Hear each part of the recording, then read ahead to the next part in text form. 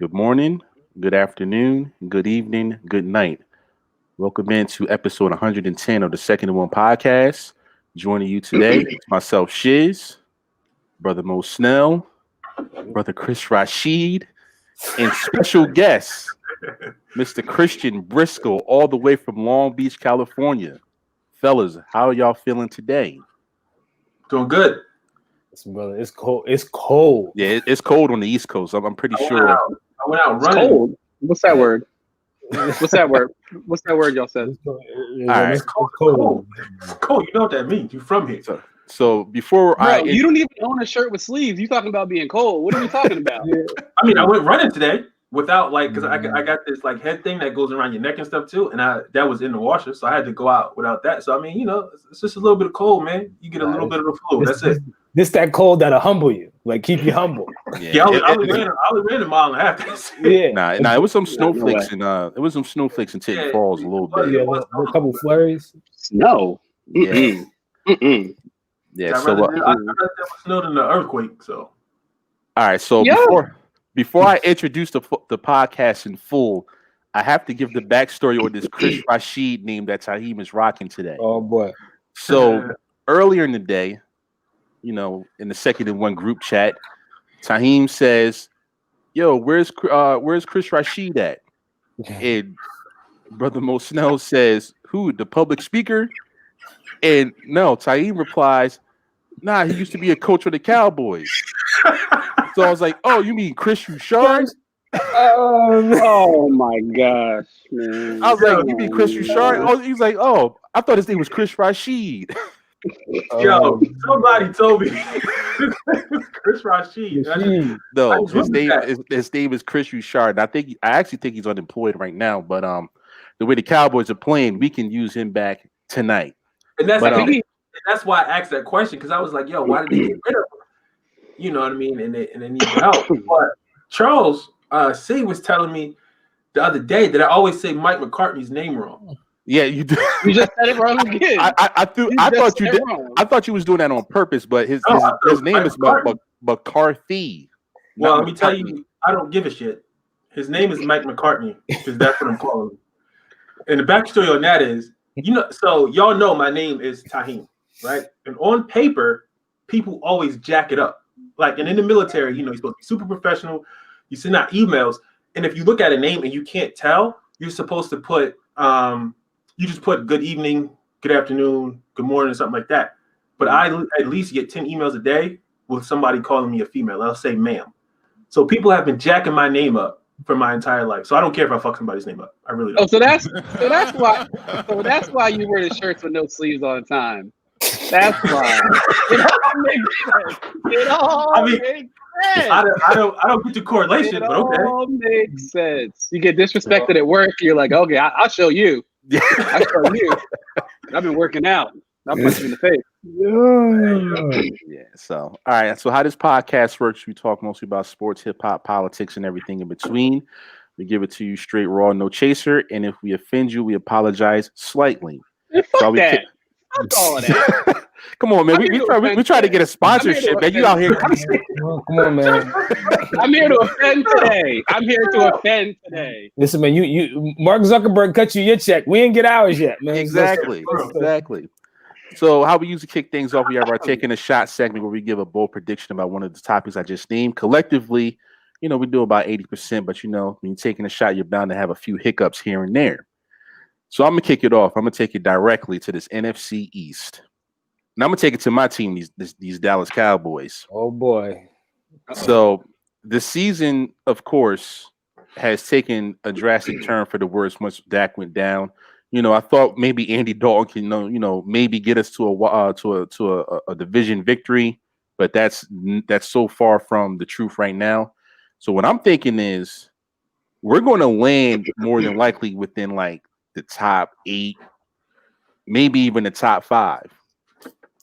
So my taking a shot, it's not even a taking a shot. It's just a maybe this may happen. I think if we land in this top 5, I think Jerry might take a quarterback in this draft and let Dak either walk or they might try to trade him. I just think that with the way Carson Wentz has been playing, the contract, he's literally stuck with the Eagles. Jared Goff, they're coasting a little bit. They have a great team around them, but I'm not sure, like long term, if they can fully trust in him to win them a Super Bowl. Then you got other quarterbacks like Matt Stafford getting paid, can't get it done. Kirk Cousins, not sure if he can get it done. But these younger quarterbacks like Josh Allen, other younger quarterbacks that are playing at a high level, Kyler Murray, these guys that are on rookie contracts, they have their teams playing pretty well.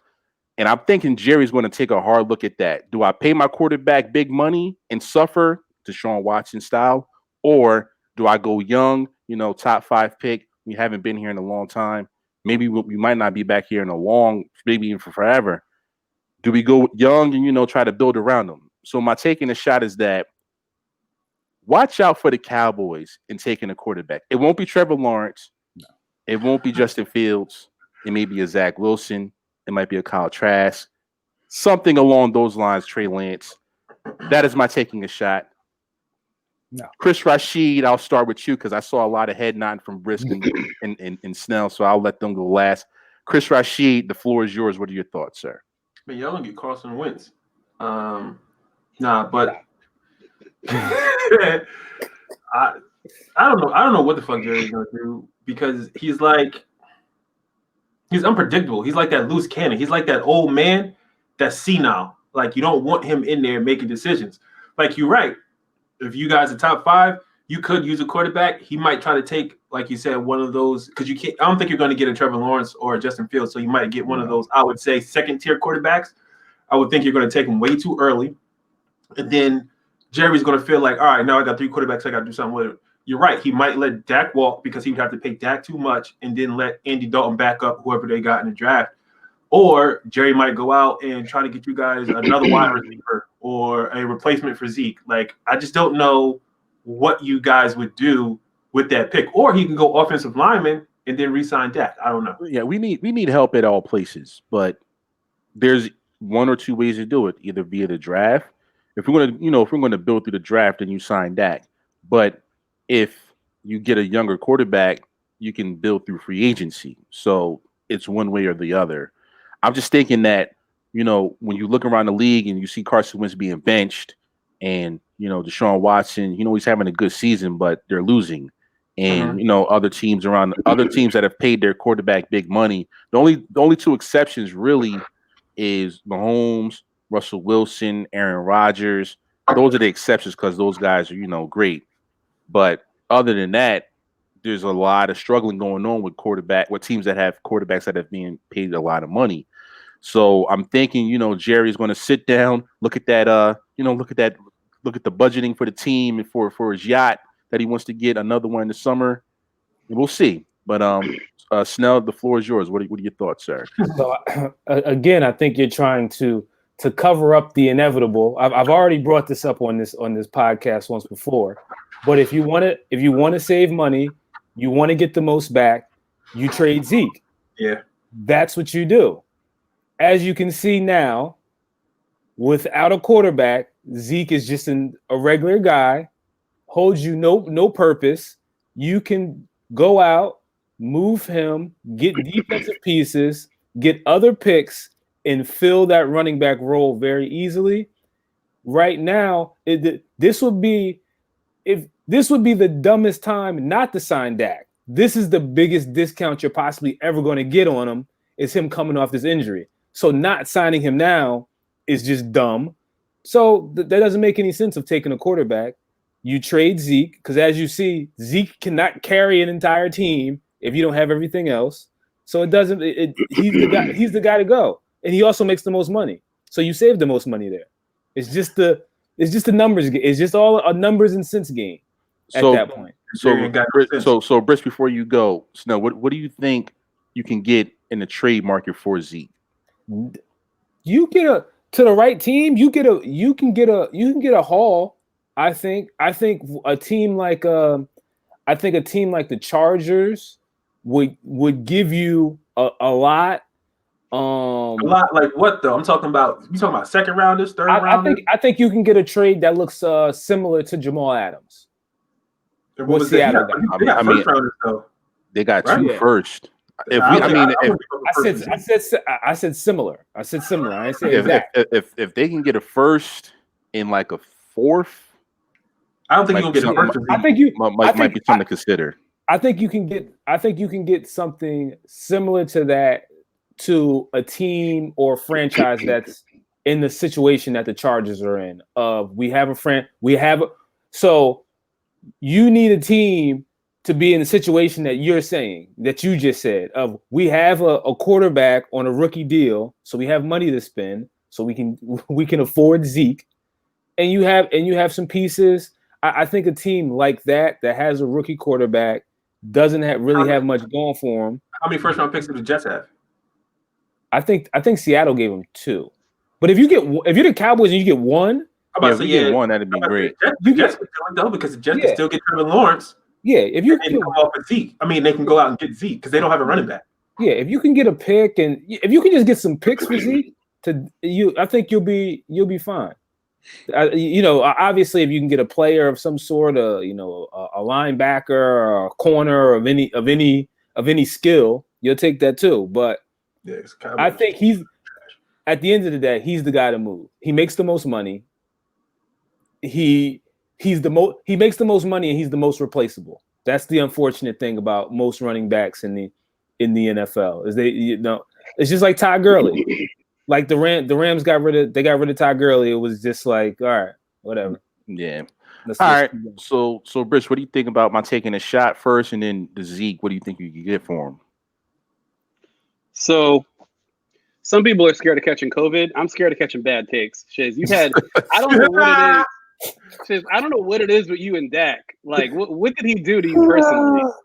I don't understand. So when the season first began, when you looked at Dak and Wentz, were they on the same scales, similar? If you go to my memo notes, I was telling you they're the exact you're getting the exact same look at because I was telling you need to pay the man.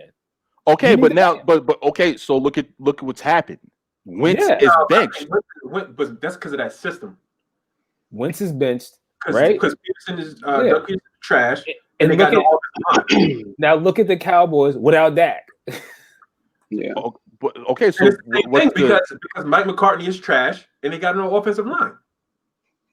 Why are you doing that to his name? Why are you doing that to his last name? That's McCartney over there. So if we let's say roles were reversed and we had Dak signed long term and he gets benched, I think the Eagles are probably in the worst shape in like every team in the league. They might be in the worst shape because now you have a quarterback that's making all this money and he's benched for a second round quarterback, and you can't trade him because of all the money that'd be on your cap. And Jalen Hurts, we'll see how good he is. I'm not sure if he's that good. Like, I don't even know if he's a starter. I don't think he's a starter either, just because of the system. So they're literally trapped. Yeah. Well, they're going to find out, similar to how you found out, that our whole offense is about to shut down. That's about it. Like, you're going to put Jalen Hurts out there. You're going to get to the same result of, okay, we did okay, and then here's some turnovers. Yeah, as soon as they figure you out, man. As soon as they figure you out, and I don't think Jalen Hurts is going to show any defensive coordinator some magical that they can't figure out. Yeah, that team, like you said, that team is very beat up. There's no offense. They got no offensive line, nobody to throw to, and the running game isn't good. Yeah, they got They just got Alshon Jeffrey back, who's out there jogging. Yeah, so, he dropped a couple passes. Yeah, last week. Yeah, that team's in trouble. All right, so Brisk, continue, please. I mean, I don't know how we got on the Eagles. They suck. Carson Wentz sucks. So I mean, the thing about Dak is that you have to pay him. We talked about this in the summertime. You should have paid him. You're gonna pay him, and any other alternative is just bad. Like, it's just really bad. And I don't really have a ton to say. Snell took like a lot of the points I was going to make. The one thing I will say about the idea of trading Zeke is that would have worked. I think it probably won't work now because you'd be trading him at his lowest. So I think it's probably going to be harder to find buyers coming off like his statistically worst career season. And I also think like teams aren't in a rush to take on those like albatross running back contracts because so many have failed. Like you mentioned Ty Gurley, you got David Johnson who got traded, in like the worst trade in the history of the NFL. But like there are just so many examples of like when you allot that much of your cap space to a running back, like it just doesn't work. So like I really hate the idea that you have of like drafting a quarterback, especially if you're not getting Trevor Lawrence, who is like, I don't watch college football, so I don't know. But it's Lawrence and Fields are the top. Lawrence is the clear one, Fields is the clear two, and then it's like everybody else. Yeah, then it's a gap. Yeah, but if you're gonna get everybody else, like everybody else is not good enough. So like Dak, like Dak wasn't y'all problem this year. Like that's the thing. Y'all problem was not Dak. Like Dak was the only thing keeping y'all from getting boat raced every game. Yeah, like, the problem is the defense, and we need money to fix that.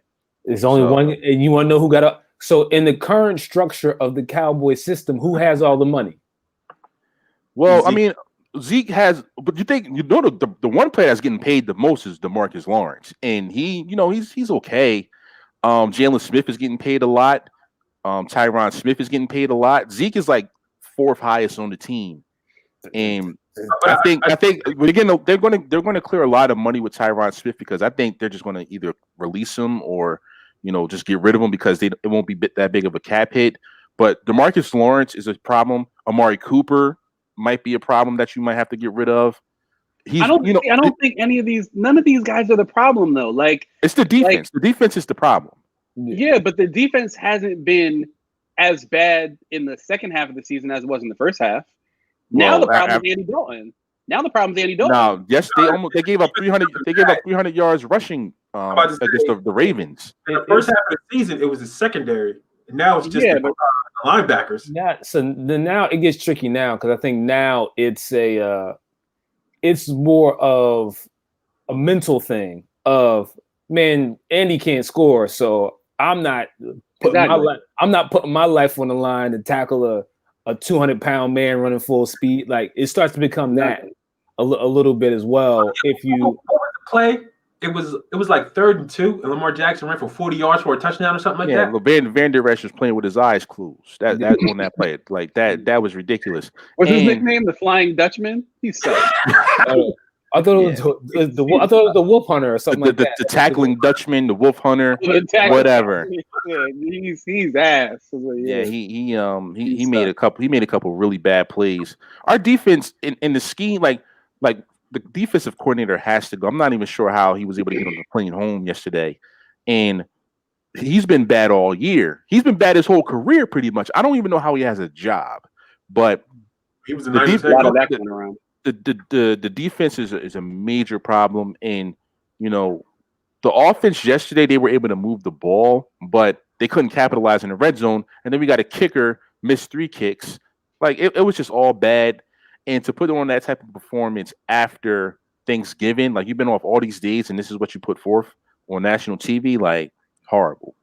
But but I think all of those points just further like cement what I'm saying. Like all of those points, and you guys are what 1.5 games out of the division lead. That's because like two full games. But here's my point, right? If Dak doesn't break his leg or his ankle or whatever he did, right? Like they've been first. Y'all are in it. Oh yeah, that's what I'm saying. Like y'all are in it. So like even though like you only have to beat the competition that you have to beat. So even though like y'all would be winning the worst division maybe in the history of the league, y'all would still be in it. So like there's I just see no reason why. I've never seen a reason why you shouldn't sign Dak. I definitely don't see a reason not to sign Dak now, to the point that Snell made. This is the cheapest you're ever going to get him. And if you believe that he can come back and be like 80-90% of what he was at any point, like you do it. You just like close your eyes and do it. Like it's not even a thing, because the alternative is a complete reboot. Like that's the alternative. The alternative is like whatever's not tied down gets sold. Like you like get rid of Zeke somehow for like 50% of what you sold him for. You get rid of Amari for pennies, and you just say, "Hey, like we're starting from scratch. We get also ran quarterback from the draft, and we're just gonna like start from scratch with him and CeeDee Lamb, and we're gonna reboot." Like you don't want to do that, especially when you see the teams that are in your division. That's another thing, right? Like the teams in your division are not like they're not going to be good for a long time. Like it's not like next year the football team is going to be 12-4. Like that's not going to happen. What are they going to do? Rinse and repeat with Alex Smith? Like that's not sustainable. It's not like next year the Eagles are going to be 11-5. They're either going to have Jalen Hurts or they're going to have to draft a quarterback. It's not like next year the Giants are going to be 11-5. They still have Danny Dimes who can't throw. So y'all might luck out, get Dak for like a discount, come back with the same team and a different defensive coordinator, and be in the same position that you should have been in this year, where you just run away with the division. So I see it. What? Say it again. How much did Dak won originally? 42. He wanted like 40. So 40. Here's the problem. The conversations will start at 37 because he could do the second franchise tag for that number. So that's going to be the floor. And based off everything that's happened, I think 40 to 42, like pretty much what Deshaun got, that's probably what he's going to want. So I don't really see a discount available. They're going to have to sign him. There's a huge discount available. But that's a huge discount because if he hadn't gotten hurt, he would have got like 45. Exactly. That's a huge discount. I don't think if he hadn't got hurt this year, he would have got whatever he want. Like it would have been like a blank check time. Yeah, that's a huge discount. All right, we'll see. We got plenty more weeks to discuss it. But all right, moving on. Chris Rashid, you're taking a shot, sir. I'm gonna take it out here to Philly. These Eagles, they suck. They might as well just put this whole franchise in the trash can. So we're gonna start obvious place. Carson Wentz. Carson Wentz is not going to be Eagle next year. I don't see how. He was the starter and I think, like I said before, I don't think this is Carson's fault. I think this is Doug Peterson's fault and everything that they have around him, right? So he's not playing good due to everybody being trash, right? They bench him, you put Jalen Hurts in. Jalen Hurts is going to be in the same predicament. Everybody else is going to be trash, and he's a rookie, so he's not going to be able to make the reads that Carson Wentz can make. So I think Carson leaves, but I think he goes to the Colts. I think he goes to the Colts because Phillip is old as shit. They don't believe in Brissett, and then Carson played with Reich when Reich was there, when he was the quarterback coach, offensive coordinator. And I think in that system, he'll do a lot better because they have a better offensive line, they have a better running game, they have better wide receivers, and they have a better defense. So that's my taking a shot. Next year, Wentz goes to the Colts. All right, Chanel, your thoughts. I mean, I think you see Carson Wentz stay there for another year. I think it'll just be an average. I think he stays with the Eagles. Next year they come back and they'll just be like a 7-9 type of team. I don't think they give up on him that fast. If they can get a trade from the Colts for him, that's worth their while. They might do it, but I don't know if you can sign a guy to that big of a contract. Even though I think he's not good, I think his game is very similar to Blake Bortles, like his career path. I think he's got a lot of Blake in his game. He does have a lot of Blake in his game. As far as excuses, I mean that's a bit harsh. Blake Bortles, like damn. I don't think so. So this is what I think. I look at it as the Philly fans look at it. I think a lot of Philly fans look at it as Doug Peterson and Nick Foles won a Super Bowl. Carson Wentz did not win a Super Bowl. So he does not get the, hey, I know we were doing well that year, I won a Super Bowl type pass. Like he doesn't get that pass. And a lot of people that look at Carson Wentz's career, they put that year in there as if he won the Super Bowl, which he did not. Carson Wentz has one playoff win. That's it. So he's just a guy. He's just a guy. He's just a guy. He's done nothing. He's done nothing extraordinary. Only thing extraordinary that's happened is that he got hurt while the Eagles won the Super Bowl, and everybody confuses that. He's done nothing. He's done nothing to impress. So I'll say this. You want to know how I know he's done nothing impressive? Is because his stats are the same as Dak, and you didn't want to pay Dak.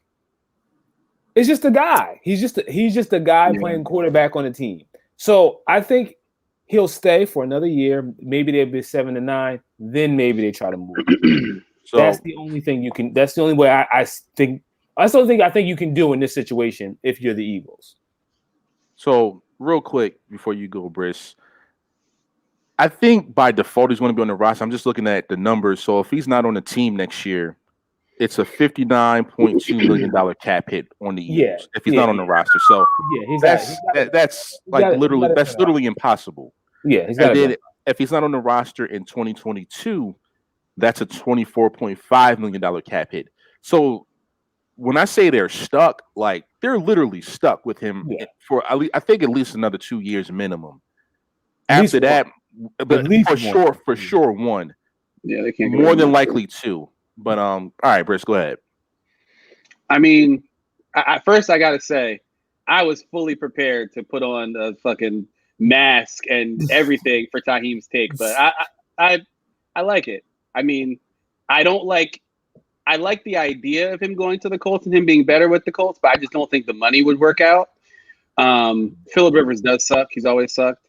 But the thing with Wentz specifically is that like he's somehow gotten incredibly lucky, even with the injury, to be in the position that he's in. Because like all he's really done is rode the mystery of that year that he played when he was an MVP candidate before he got hurt. And then because that team ended up going on to win the Super Bowl with Nick Foles, and people have seen Nick Foles before that year and after that year with the Jaguars, with the Bears, like, and they see like Nick Foles obviously sucks. So people just extrapolate like, oh, well, if Foles took that team and won the Super Bowl, of course Wentz would have taken that team to win the Super Bowl. Yeah. But like ultimately we don't know. So like he got that contract really off the basis of like a half of a season where he was an MVP candidate. And then he also got credit for, like Snell said, the second half of the season when the team that he was on that he wasn't playing for won the Super Bowl. So like I don't feel bad for him that he got benched because he's really just been a guy forever, except for that like 8-game stretch in 2017 or whatever it was. Like he's just been a guy. Like he hasn't been special. He hasn't really done anything to earn like the money and the accolades that he's gotten. And now he's in a position where like, of course you can say, okay, the offensive line is bad. You can say he doesn't have any receivers. He has the corpse of Alshon Jeffrey running around with a piano on his back. He has Deshaun Jackson, who hasn't had 2 good hamstrings since 2010. He has all these guys that like suck, but like he hasn't. Not only has he not made like bad guys better, he's made a bad situation worse. Yes. Like if you look at the stats, like not only is he turning the ball over at like an incredible rate when he's getting pressured, even when the pocket's clean, he's just giving the ball away. So like Wentz, like he has put the Eagles in a position, just like you said, where next year they're going to be paying a guy like the top 6, top 7 quarterback money to hold a clipboard, because like they can't go back to him now. Like they can't. Like they can go back to him. If I were the Eagles, I would have already said, "Hey, he's hurt. We're shutting him down for the season." Like I would have already shut him down. Yeah. But I think you can go back to him next season because obviously he still has the excuse. Everyone was hurt. This, that, and so he definitely deserves. He definitely not deserves it, but he'll definitely get another shot as the starter. But the only person I've seen get this many excuses was Blake Bortles. And Blake Bortles, similar to Carson, very similar situation of Blake Bortles was putting up huge numbers, and everybody kept saying, oh man, it's the team around them. You got to get a team around them. He kept putting up huge numbers. Yeah. Teams just kept losing. Finally, the best year that they had is when they took the ball out of Blake Bortles. Literally, don't throw the ball, hand it off, like don't do anything. And the team made it all the way to the AFC Championship game. And it wasn't until that point that everybody said, "Oh man, Blake Bortles, we got to get rid of him." This is the similar thing I see happening. Carson can make these plays and he's running around and he's making these plays, but it's going to take that you have a team around him and you're going to have him doing the simplest things of being like, "Oh man, get this guy out of here. He stinks. We have to take. We can't even trust him dropping back to throw a pass." And that's when it'll catch on. So. I think Wentz is definitely more on, and this is gonna sound crazy, but like he is on the Mitch Trubisky, Blake Bortles spectrum more than he is on like the Mitch Aaron Rodgers. Mitch is on a different path. Yeah, that Mitsubishi Mitch, that's something else. Yeah, Mitch but all I'm saying is like both of those guys, all three of those guys have the same attributes, like athletic, scrambling, big arm, like. And they all they all put up big numbers in like one season or 2 seasons. Like Mitch did it off the back of like the play calling or whatever. Carson Wentz did it off the back of like that 8-game stretch. Blake did it off the back of like garbage time for 3 years when the teams are bad. But like those 3 guys, like if I were to like close my eyes and like put my hand in a hat and pick out one of them, like if like I didn't see their faces, they're all the same. Like they are all the same to me. Interesting. All right, moving on. Snell, what is your taking the shot, sir? So we've been away and I've been gone.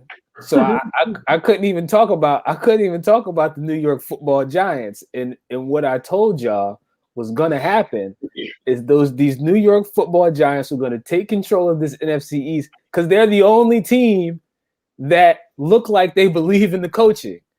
Now you got the team that also looks like they believe in the coaching, and we have a race for the NFC East. But I don't know. I still think the Giants will definitely find a way to pull it out. This week on my taking a shot, I always have so many ways that I can go. But let's see, which team do we want to go with? We can go to the Bucks because we can go to the Bucks because as sad as it's gonna be, this Bruce Arians is about to get fired. No way. I'm being like in season or like after the year. After the I'm telling you, after the season, Okay. I think that playoffs or not, I think Bruce Arians is done. It's just too much, bro. I did not, as a Tampa Bay Buccaneers fan, I've never seen it in my lifetime. I've never seen how much comes with that Tom Brady quarterback package. Yo, but Bruce Arians is mad. He's like mad, like against the system. It seems like I've never seen anything like this, where every analyst, every reporter, everybody's just like, that's Bruce Arians. That's not Tom Brady. Like, I've never seen anything like that. And I think that Tom Brady's resume is so strong that if there's issue, his resume is so strong that it can't be him. Like it's just no way. Listen, you can't tell him he doesn't know how to play the quarterback position. Bruce Arians, on the other hand, you can kind of tell him he got fired. Yeah. You don't know how to coach, sir. That's the issue. So I didn't know how much came with that Tom Brady package, but how this thing is going, this is not looking good for Bruce Arians. Like if they stumble into the playoffs and don't do well, I think I'm telling you, I have a strong feeling they're going to get him out. Also, he also has like kind of poor health issues and all this. I think that the perfect way to slide him on out of there. And that's the way I see it right now. That Tom Brady resume is just too strong for you to try to show a strong personality against him and try to treat him as if he's just another quarterback. Like, it's just not working. I see what he's trying to do, but when the media reports it, it's just like, yo, this is don't try to. That's a bad angle. Try a different angle. Like, don't try to go to. Don't try to go to. Hey, I talked to Tom Brady like I talked to the rookie on the team. Like that. That's just not working. And that's the angle he's taking. And I think that's going to get him fired. Yeah, I think it's definitely a possibility. We'll see what they do in the playoffs. If they can win, if they can. And that's the thing. If we make the playoffs, because we've run into like the Vikings are hot. Like that's not a what are they 5-6 right now? What are they? I think it's 6-6. Yeah, they might be 6. They might be like a 500 football team right now, but they're an upslope. Yeah, they've won like 4 out of 5 or something like that. Yeah, they've been beating up on bad teams the last couple weeks, like the Jags. The Cowboys 4 straight weeks. So the Bucks are what, 7-5? Yeah, we're sitting at 7-5. Let me bring it up fast. So, all right. Conference. So real quick. So the Bucks are 7-5, Minnesota, Arizona 6-6, and then the Giants 5-7. I don't see you guys missing the playoffs because the Giants or the football team could win. You guys need to win like 2 more games and you guys will be in. Listen, the playoffs got extended too, right? 2 more teams. 7 teams. But at the end of the day, I think once the Bucks get in, they need to win like at least 1 playoff game for his job to be. If they get in the playoffs and they lose first round, he might be out for sure. If they get in and they win a playoff game, it's a possibility he comes back. If they get to the NFC Championship game, then he's definitely coming back. But I think it remains to be seen. I don't think it's off the table, but things do need to get a bit better for him to have 100% job security. So, Taheem, your thoughts? So I'm taking a shot on his taking a shot. They're going to fire Bruce Arians' ass. Bill Belichick is going to leave New England and come down. That part of it's not happening. And they are going. And the Tampa Bay Buccaneers next year is going to fucking run the table. That's not happening. And they're going to win the Super Bowl. Brish, your thoughts? Hold on. I feel like I need to fumigate my apartment after those 2 takes. Like that was terrible. So, all right. So, like, first, I mean, I know you're a Bucks fan, so I know like you have a more like personal invested interest in this. But I'm at the epicenter of what's going on. I'm in there. I see it. I'm telling you, I see it. I see what's going on. He's a frontline reporter.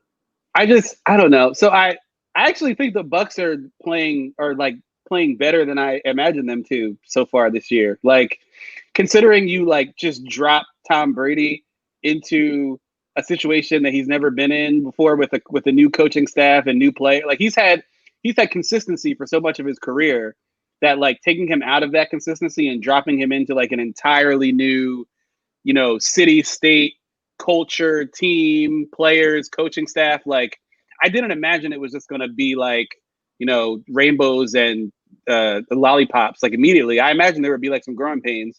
And the fact that y'all have like been able to like win through those growing pains, like I actually think y'all are like on track to be like fine. Like I wouldn't be surprised if you came out of the bye week and like if the Bucks like ran the table going into the playoffs. Like I wouldn't be surprised by that. The main thing though that I hate about this take is that like who are you getting? Like if you fire Bruce Arians, who are you getting? And that's number one. And number two, Belichick's not happening. Like if you want to Belichick, Marvin Lewis's name is popped up in the media today. That's not hey, Chris Rasheed's still out there. He don't got no job. I just can't imagine. I just can't imagine. Like I can't imagine Tom Brady's going to want to spend like the last few years of his career with like a coaching carousel, just rotating coaches because it doesn't work. So like I imagine that Bruce Arians is safe like as long as Tom Brady is a Buck because he doesn't want to have to start over again. Like because that's what it would be. If you pull Bruce Arians, you pull the coaching staff, then like you're starting over again. Like he doesn't want to do that. So No, I you think the keep the offensive consistency of the coordinator. coaching Yeah, staff. as much As a guy, the head coach. exactly as much as I don't like him, I think that what Taim is saying is right. You let go of Bruce and then you elevate Byron Leftwich to the head coach because it's just somebody that Tom Brady's familiar with. My only problem, or the only problem that I see, it's like you said, the Bucks are doing better than most people probably expected. If you just take a quarterback, drop him in, no real training camp, you're just learning on the fly. That's not the problem. That has nothing to do with anything. The problem is the stance that Bruce Arians is taking of going hard on Tom Brady in public. Yeah. That's just not the way to go about that. It has nothing to do with everything else. Like, yeah, the season's all right. Yeah, that's great. But you can't be like, oh, Tom needs to do no. That's not the way that's not the smart way to go about it. You should say, hey, listen, Tom is still learning. Bruce Arians is trying to take like a hard nosed. He's almost trying to take a Bill Belichick-like stance. But Bill's not in public. With 1/8 of the resume at best. You can't do that with an NFC championship banner. Like that don't work. You don't have that type of pull. Right now, Bruce Arians is acting real Trumpish right now. Just out in the media saying whatever he wants with a real short resume. Yeah. All right, moving on. Briss, what is your taking the shot, sir? I guess I'll piggyback. What happened? I said the Falcons, hopefully. We'll get to the Falcons in a minute. You want a Falcons? No, we're gonna get there in a minute. We're gonna get there in a minute. That coach. I'm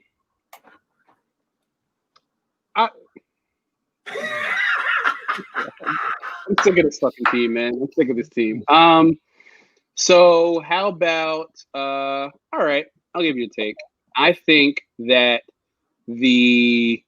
so my taking a shot, and I should put my mask on for this because this is going to be ugly. Oh shit! My taking a shot is that the Buffalo Bills are going to the Super Bowl. You're smoking crack. Stop it. I'm telling you. Buffalo Bills. Okay, so here's the reason why. Give me Here's the reason why. Okay, I'm listening. I'll give you the reason why. Okay, so the only way you're going to beat the Chiefs is to outscore them, right? Like you're not gonna we've seen like all that defense to stop Patrick. You're not gonna stop Patrick Mahomes. Like no one's gonna stop Patrick Mahomes. Like the defense stuff is just not gonna happen. So then you get put in a position of what teams can possibly hang with them, right? Mm-hmm. And then in that scenario, you really only have two. You have the Steelers and you have the Bills. The issue that I have with the Steelers is Big Ben has already been hurt the last 3 weeks. He's had a shoulder injury, an elbow injury, a knee injury. He's falling apart. So I don't trust that as the weather gets colder and as these injuries continue to mount over the next month or so, that Big Ben's going to be able to be optimally healthy when the playoffs come around. Well, now they're going to rest him. I don't think. I mean, yeah. No, they can't because if they want to buy, they need to buy. But they're undefeated right now. They're going to rest at some point. Not right now. And so Kansas City's only lost one game too, and it's only one bye this year. Yeah, so they can't rest them because the Chiefs aren't going to lose again this year. No. So here's what I'm saying about the Bills. I think that Josh Allen, the way he plays, is conducive to one of those what the fuck is happening type games where he's just scrambling around like a madman. He has Stephon Diggs, who's always open. The Chiefs secondary is bad. It's always been bad, but it doesn't matter because they're okay, whatever. We're always playing from ahead. So they can play in these coverages where the honey badger can just roam around out there and their corners don't get exposed. But what if they're not playing from ahead and they have to cover guys, and then they have a quarterback who's running around back there who has all of the like attributes that Lamar Jackson has, but he also can throw and he also has receivers, right? Like I just think the Bills are the only shot. That's probably the better way of saying it, because I don't truthfully believe that the Bills are the Super Bowl, but I think that the Bills are the only realistic, legit shot in the AFC for a team to beat the Chiefs. And if it happened, I wouldn't be shocked. Like I'd be surprised, but I wouldn't be shocked. Yeah, I agree with the Bill. I agree with the Bills being the best shot to beat the Chiefs. The only thing is, like, if the Chiefs have home field, I do not see the Bills going there to win a football game to go to the Super Bowl at all. What does home field mean when there's like no one in the stand? I know there's no one. The Chiefs still have people in the. They be having people in the building. Yeah. The Chiefs. Yeah, but I don't know. And also too, like I don't know that home field thing. Like for a guy like Josh Allen, like he's so volatile that like if the stands are empty, he could still throw 6 interceptions. Like it does like it's like if he's gonna play good or bad, it's not gonna be determined by like fans, you know. He's just either gonna be throwing the ball away, throwing the ball to the wrong team, or throwing the ball to the right team. Like I don't know. I've just seen enough from Josh Allen this year in terms of like his development, especially throwing the ball down the field, that like I don't know. I just think that first of all, I don't think I think like him and Big Ben are probably the only quarterbacks in the AFC that have a chance that aren't like scared of the Chiefs too. And I also think that like Stephon Diggs is an asshole and he's not scared of anybody. No. So like he's not intimidated by them either. So like I think when it comes down to it, like that's the only team that saves us from just like, you know, just having the Chiefs run away with the AFC. So I think the only team that really has a shot at stopping the Chiefs, because I don't think it's the Bills. Also, my other taking a shot was going to be I'm seeing a lot of the Ravens from last year and the Steelers, and I think the Steelers don't win a playoff game and they get bounced early. But I'll wait a week. I'll wait a week before I confirm that one. And I think we are thinking about the same team. And I think it's really, to me, there's only one team that can beat the Chiefs, and that's the Titans. Yep, because of that running game, travel. Exactly. So this is the thing. If you I understand what you're saying about putting the pressure on the Chiefs. Yeah. The defense of the Chiefs really isn't that great to me against the run. And you let Derrick Henry lean on you for a little bit, you chew the clock up, and you can do it. And they already have a defense that they know stinks. So they already know, like, hey, our defense stinks and we're going to give up points. So us going out here and stopping Patrick Mahomes is never the focus. But their coach is semi crazy, so he doesn't give a damn. He might try to fight Andy Reid, get Andy Reid. They have big receivers, big backs. They just have I think they have the offense that can control the clock enough to possibly ugly up the game enough. They probably would need 3 feet of snow as well to really make the game just a sloppy mess. And but I think that team could do it. Yeah. Just a team that has, our defense stinks. So if they do anything, if they hold this team to 3, it's a bonus. Like that's a win for us. So you don't expect my defense. You have an offense that can just grind and hold the ball, and you have a quarterback that can scramble and run around for his dear life if necessary. If we need a 3-yard play, we can roll them out and possibly steal a first down here or there and keep you off balance. So I think the Titans would be the best shot. With that being said, it'll probably still be a 15% chance of them winning, but that would be my best team to go with. Yeah. What about Cleveland? No. Oh, stop. Mayfield, no, because the Cleveland just smoked the Titans. They just smoked the Titans. So I think the Titans went in there and underperformed. I think they jumped on them early. I don't think that was. I mean, Shiz, if I got the Titans at 18% chance of winning, so I would have the Browns at 16. Like that. That's where they would be. I don't trust Baker Mayfield in that. No. Because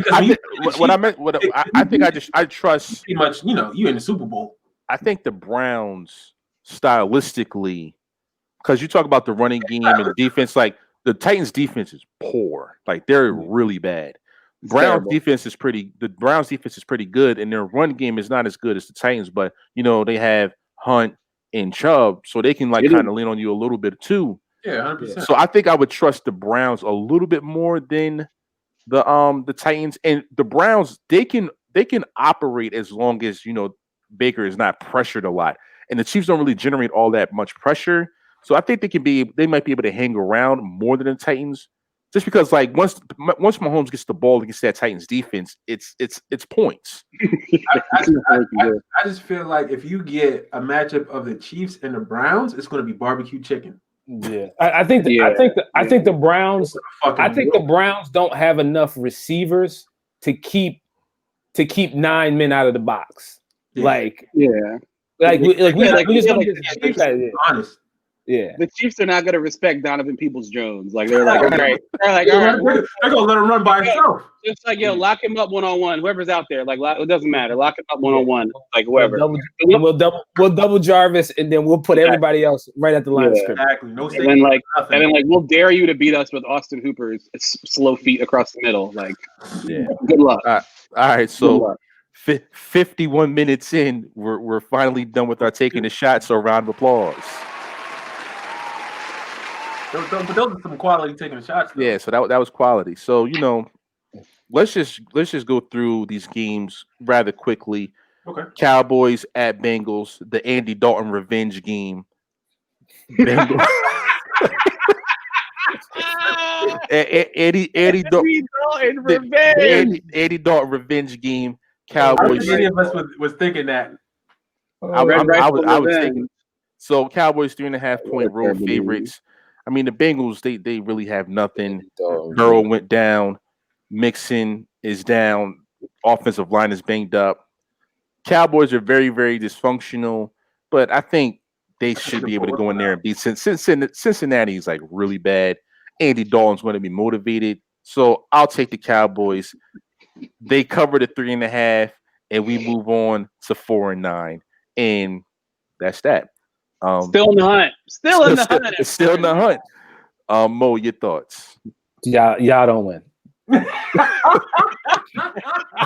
I think not. I think you guys. I think at this point, like I said, from what I saw last week, guys are starting to think about their bodies as businesses, and they're making business decisions out there. They're just not giving that much of an effort, and so. I think you got. I think you win, but I would take the points. Give me the points for the Bengals. I won't say you lose outright. All right, Rashid, your thoughts. I mean, I still don't understand these points, even though it's a super simple concept. I just haven't sat down and read enough. Yeah. But I mean, it's hard to trust that defense, man. The Bengals might come out there and put up 400 rushing yards. So, where's that? Oh, it's at Cincinnati too. At Cincinnati. I'm gonna go Bengals. All right, Brish, your thoughts. For a straight win, I'm gonna go Bengals. I mean, you guys realize that Brandon Allen is the Bengals quarterback, right? Like, they just hand the ball off and beat them because the Cowboys are going to make mistakes. Bro, but they're going to hand the ball off. You could put Boomer Esiason back there today. Give me the points, man. I'm taking the points, man. I'm taking the points, man. I mean, the Cowboys are just a better team, literally at every position. So I mean, this is easy. The Cowboys should win easily, and the Bengals have nothing to play for. Like, they're whatever.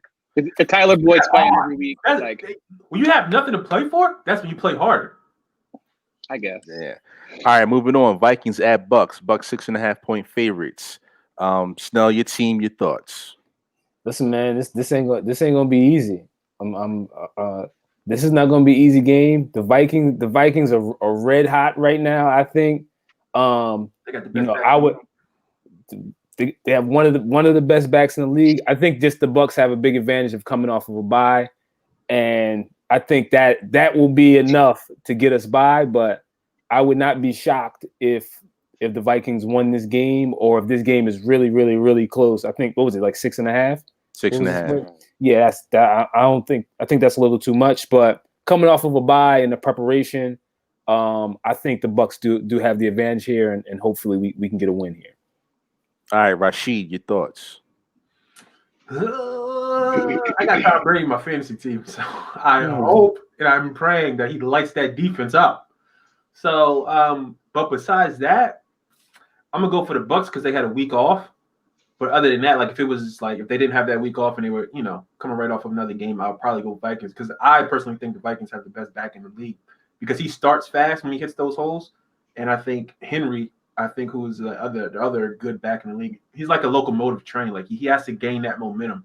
If you hit him at the line, I think you stop him. But that Dalvin Cook, he's something else, man. He starts off at like 100 miles an hour.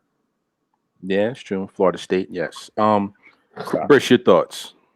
So I think I'll make this short. I think the Vikings are fake. I think they stink. I mean, they've. I'll read you their wins. Okay, so a broke clock is right 2 times a day. They beat the Packers. Congratulations. But then they beat the Lions, the Bears, the Panthers with no Christian McCaffrey, and the Jaguars, who haven't been good since 2010. So they suck. They lost to the Cowboys? Yeah, they lost to the Cowboys, man. They lost to the Cowboys. Lost to the Cowboys, lost to the Falcons. Like they're not a good team. And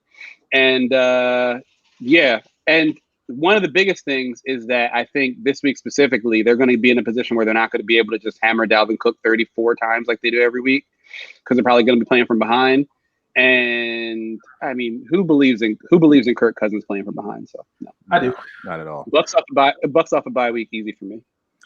All right, moving on. We got the football team visiting the 49ers in Arizona. 49ers are 3.5-point favorites. Taheem, your thoughts, sir? I think we pull it out. I don't think that offense is high powered enough to get a big enough lead on us. Even with that backup quarterback, I mean the 49ers are still a good team. But I just think Alex Smith doesn't play that type of game that can go out there and beat a team. He just won't lose a game. And the 49ers are going out there. Shanahan is just cooking up plays to really mess you up. That defense is good though, that Washington has, but I think the 49ers win. All right, Brish, your thoughts. So first and foremost, fuck Kyle Shanahan, fuck everyone who loves him. As soon as I see him, it's on site forever. I hate him. I hate his guts. I wish nothing but the worst on him and everyone he loves and cares about. Horrible, man. Now, I mean, it's tough to trust Nick Mullins, even though I think he's really not that much worse than Jimmy G. I think the football team has figured out a way to play the way that they figured out a way to play that isn't how they originally planned to play. I think they originally planned to be a team that was just going to sling the ball around and have all these offensive splash plays. And now they're just well, we have a quarterback with one leg and we have one receiver and, we have a bunch of running backs who really are receivers. So we're just going to play good defense and nickel and dime you. So what's the spread? 49ers 3.5. Where's Actually, that it just moved to 3, and it's in Arizona because your state. We can't do anything there. Yeah. I mean, give me the football team. All right. And fuck Kyle Shanahan if I didn't say that already. All right, moving on. We have the Falcons on the road visiting Anthony Lynn and the Chargers. Chargers are 2.5-point home underdogs. Brisk, your team, your thoughts. So I'll make this short. No one cares about this game, including me. Anthony Lynn is the worst coach in the NFL. I'm usually not a proponent of calling for black men's jobs, but I mean, enough is enough. Enough is enough. I agree. Come on. I'm ready for a complete rebuild. Trade Julio, trade Matt Ryan, get rid of everybody. I don't care. Really? This team is heartless. They're gutless. They can't execute at any level. As soon as they get punched in the face, they curl up and cry like little babies. This team has clearly never gotten over Super Bowl 51. I'm sure they have nightmares about 28-3 every night, just like me. Mhm. Fuck that. Fuck them. Fuck this game. I'll probably watch a quarter of it, and then I'll go up at my Sunday. All right. I don't care who wins. By the way, I don't care who wins. Like whatever, it doesn't matter. The Chargers are terrible and the Falcons are terrible. This is the least interesting game of the week. Like Yeah, by the a only, mile. the only No. reason I have it on the piece of paper is because it's your Yeah, favorite this is team, and I terrible. wanted you to elaborate on your team. But if you wanted everything to be blown up, then Yeah. Look, drop All a right. bomb on the whole thing. Whatever. all right, Snell, your thoughts. I know Atlanta is one of your most hated teams, so Listen, man, be polite. I'm trying to give my guy Raheem the keys. No. Yeah. Listen, man, give my man Raheem the keys to the car, man. If he was the head coach from the start of the season, y'all would be all right. Y'all would be in good shape. We would man. would have exactly the same record. Y'all would not. Y'all would have one more win. Y'all wouldn't. It has nothing to do with coaching. It has nothing to do with coaching. The players are heartless. It has nothing to do with that game against Dallas was definitely coaching. Like that's coaching. Raheem gets you that victory. So but that coaching was special teams. That coaching was literally one play. Yeah. Like recover the onside kick. It doesn't matter that you gave up 1,000,000 yards and 1,000,000 points in the second half. Just recover the onside kick like you're not assholes, and the game's over. It doesn't matter. Listen, man, Raheem has a special teams background. He would shored that up. He would shored that up, man. Yeah. Real quick, Raheem has been he's been like a receivers coach, a defensive coordinator. Like he's been on both sides of the ball. Yeah. So last season, linebacker. Last season I think he was like wide receiver coach and then like a DB's coach and then he was like defensive coordinator. He's basically done everything but be the water boy. Sounds like he's ready to run the show. And he Tampa Bay show. He sounds like he's ready. He knows the team. He knows the organization. He's good. He's cool with Arthur Blank. He might get. I say give him a contract. No. Get him out of here. Get him and everyone else out of here. All right, Rashid, your thoughts. This is going to be Anthony Lynn's return to glory game. He's going to fucking Falcons. No, you know what? He compared the Chargers to Pearl Harbor. He really said that today. He said that we fought back and let's get out there for practice and let's win a football game on Sunday. So Anthony Lynn, this week during practice, he's up the intensity. He's going to get those guys out there, and they're going to be fucking angry. They're going to go play, and they are going to stomp a hard hole in the Falcons. They are going to go drag Arthur Blank up and down Georgia Boulevard. Wow. To say that doesn't hurt me. I hate this team. Nah, to say that Anthony Lynn is going to return to glory is so funny. Like. Yo, every black man has a downtime, and then they return to glory. Yeah. All right, moving on. We got the Cardinals visiting the New York Football Giants. Giants are home. They're 2.5-point home underdogs. Interesting line. That line is fishy to me, so I don't think I would bet it. Giants have been playing better, but once they start reading the press clippings a little bit, like, oh, Joe Judge has got this thing turned around, that's when you get your head blown off. So this is one of those games where I'm just going to watch and see if the Giants have really turned the corner or, just a couple games prior where, they was just the style made the fight. Really interesting game. Definitely going to have my eyes glued to this one. But as far as betting, I think I'm going to stay away because that line is just too fishy to me. Snell, your thoughts? Listen, man, I'm sticking with my pick. The New York Football Giants will win the NFC East, so I'm taking the Giants. Also, I think this Cliff Kingsbury's kind of figured out right now. It seems like he can't get that offense going, and I think teams have figured him out a little bit. That quick passing game, it just doesn't seem to be working. So we'll see. Will Giants play really, really sound defense, and if the Cardinals come out with these performances like they've had these past couple weeks, I definitely could see them getting beat. So all right, take the Giants. Rashid, your thoughts? Yeah, man. I'm actually go Giants this game. I think I wouldn't say they figured out Cliff. I think they figured out Kyler. And like Mo said, that that is a really sound defense. They're not going to make mistakes. Like you got to hit them, and you got to get that team to get that team to make mistakes if you're the Cardinals, and they're not going to make them. I think it's going to be actually a low-scoring game though, because that offensive side of the ball for the Giants is not anything spectacular. So, but I am going to take the Giants. All right, Brish, your thoughts. So I think the reason why, I mean, I do kind of agree. Like Cliff Kingsbury, he might be like a fake shark. Like he might be like Sean McVay. Like he might just not really be as like talented and smart as everyone thinks he is. But I think that his biggest issue right now is Kyler's hurt. Like he's hurt. His shoulder's hurt. His throwing shoulder's hurt. And I think that is not affecting his throwing as much as it's affecting his running because he doesn't want to get hit. And I think that is such a big core of their offense that like it's hard for them to overcome it because he's not just like a drop back and pocket passer type guy. Yeah.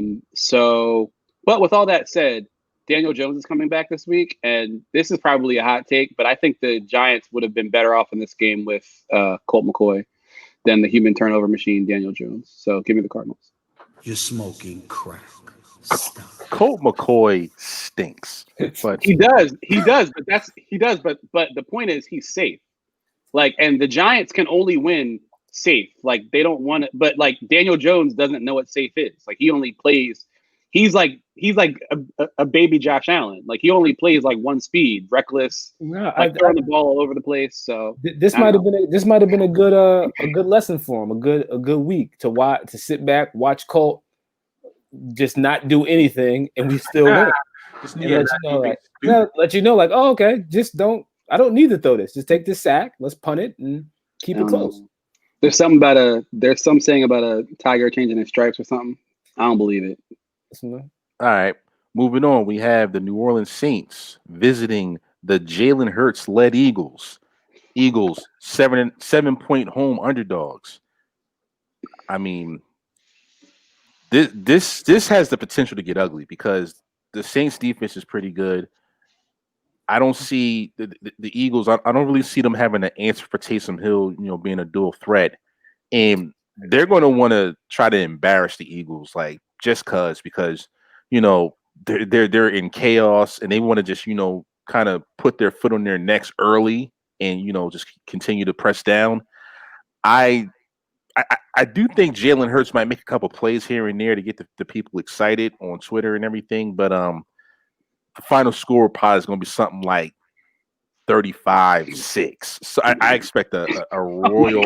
I expect a royal ass whooping here, and I just don't. I don't see Jalen Hurts being able to do much. Like he'll get a couple first downs, in the first drive, and then sack, punt, and then Taysom Hill comes down and score, then let the avalanche start. So, I expect this one to be a blowout of epic proportions. Snow, your thoughts?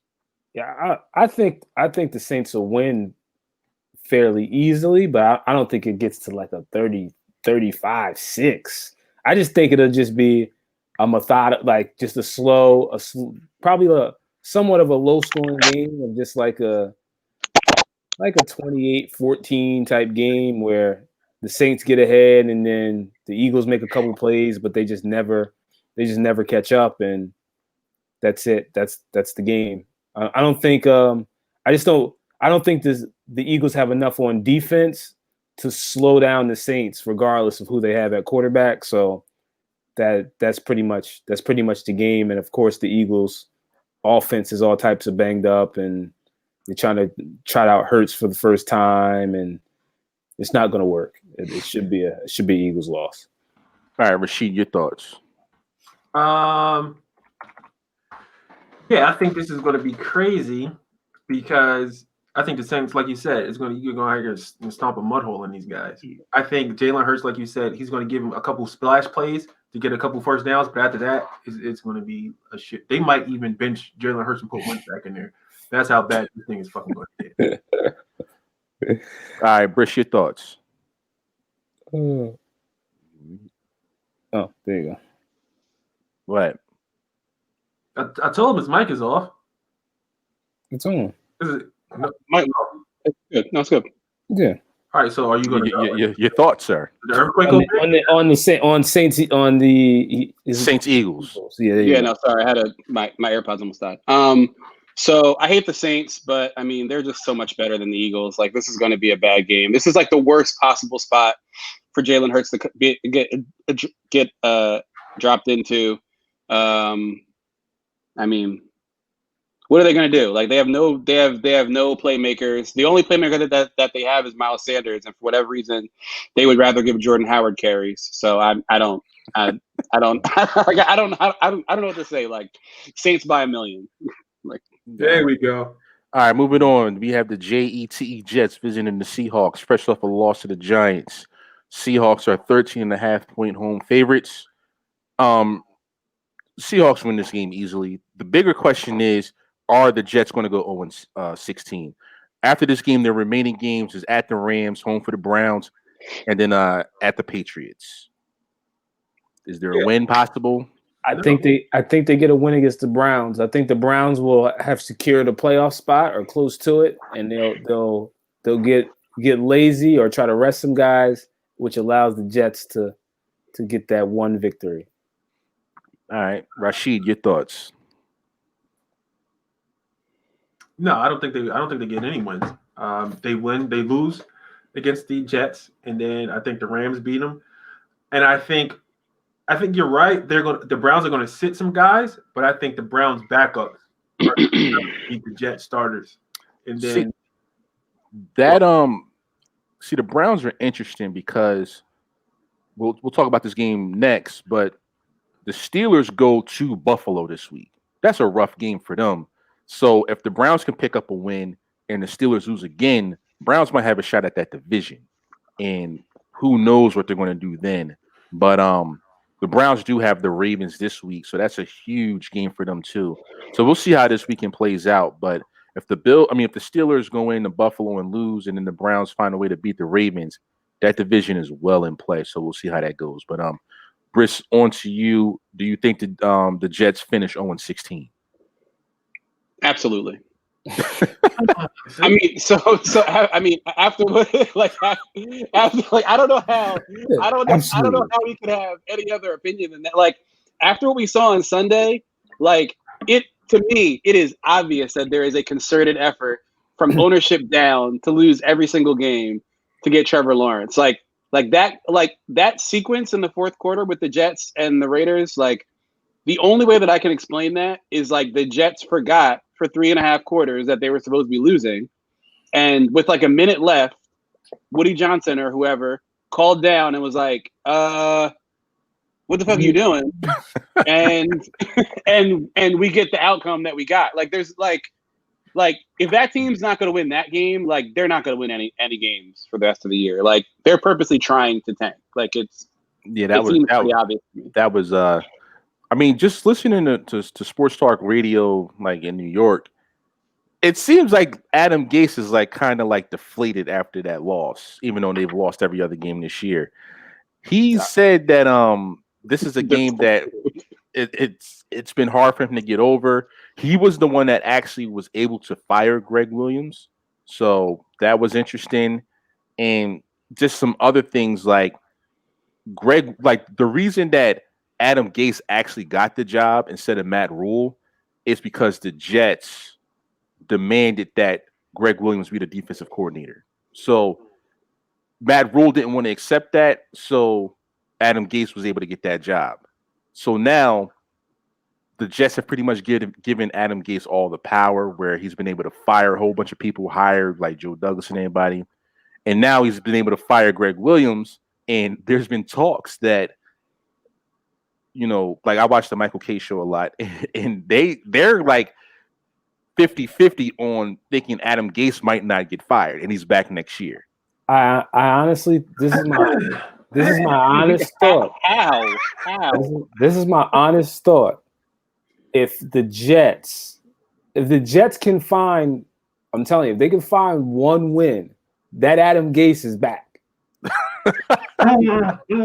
Yo, I already know he's putting those 12 games on Greg Williams, all of them. That was all great. That was all Greg with 2 G's. It had nothing to do with me. Yeah. Yo, If they bring this Adam Telling Gase you. back, I really would be that would be worse than all the years that they brought Jason Garrett back in Dallas. No. It would just be yeah. it would literally like how do you it It'd has be like- happened though because it'd be like Hugh. I was just about to say that you got it. Hugh went 0-16, came right back the next season. So yo, the pictures and videos that Adam Gase must have on Woody Johnson must be the sickest shit in the world. Shit. It must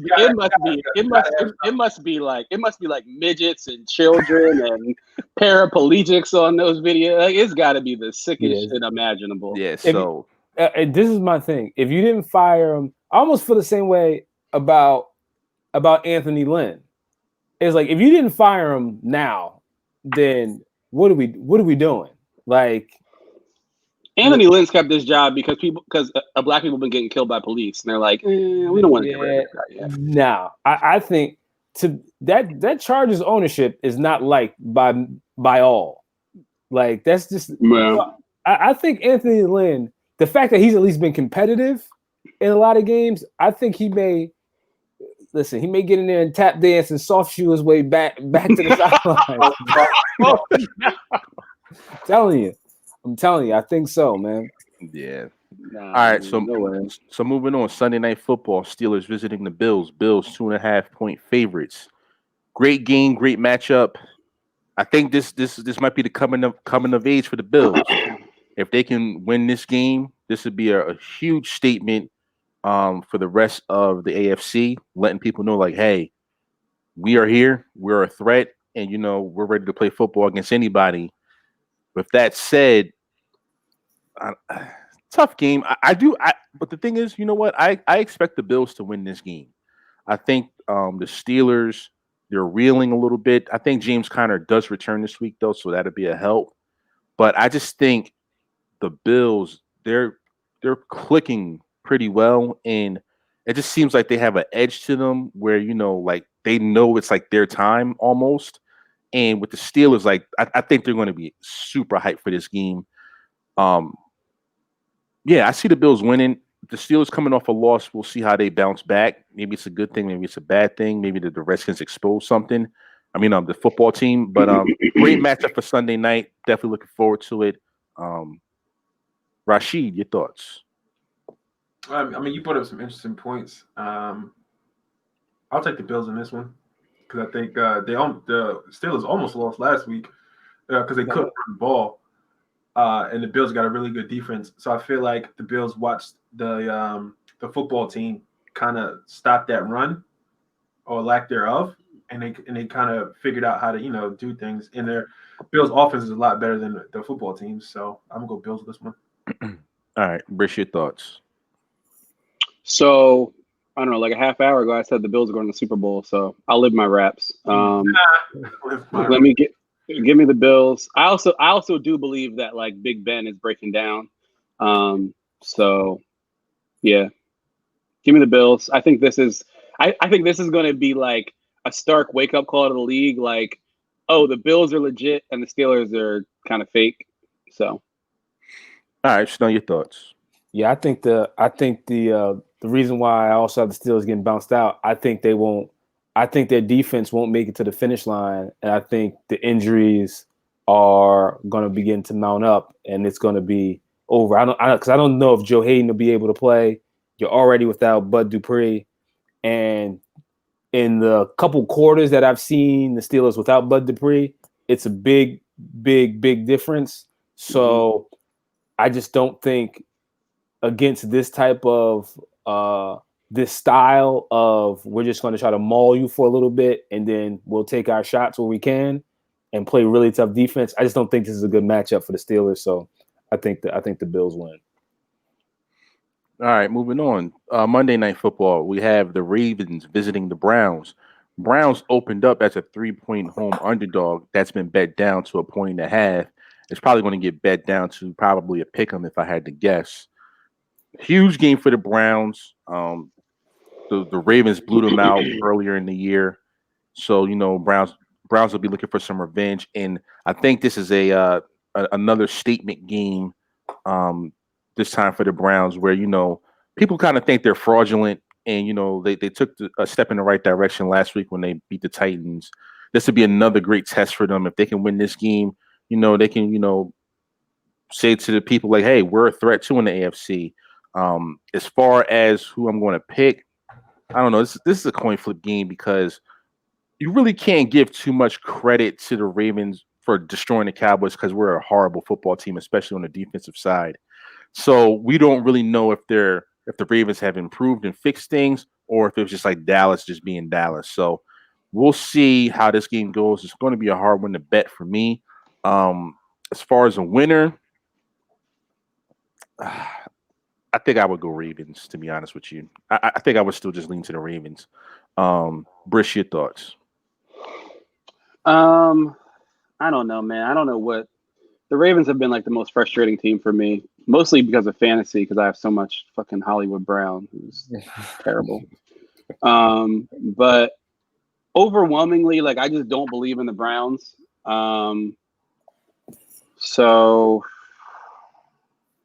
I don't know, man. This is tough because I think Baker is probably feeling good about himself, like he should, because he tore up the Titans secondary, which is like filled with a bunch of us back there. But I mean, they're going to run the ball a million times. They're going to give Chubb 20 carries. They're going to give Kareem Hunt 15 carries. So, I mean, this is going to be like the quickest game of the weekend because both teams just want to run the ball 40 times. True. So, I mean, just give me whatever team has the ball last. All right, Rashid, your thoughts? The Browns have been winning, but I still don't have any faith in them. You know what I mean? I'm surprised at what they did last week, so I'm going to go Ravens. All right, Chanel, your thoughts?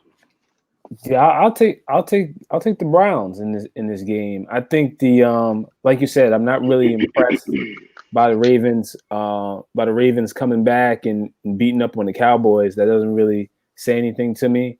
They may still have a couple people in that protocol, still just not back 100%, still timing a little bit off, just versus a team that's been together and gelling. And I think the Browns coach knows what he has now and knows, what he cannot do with Baker. I think he's somewhat – I don't think you can fully have that under control because I think Baker's kind of an idiot and is just going to turn the ball over or do dumb plays. It's just bound to happen. It's something you have to live with. But I think the coach has found a way to keep it to a minimum.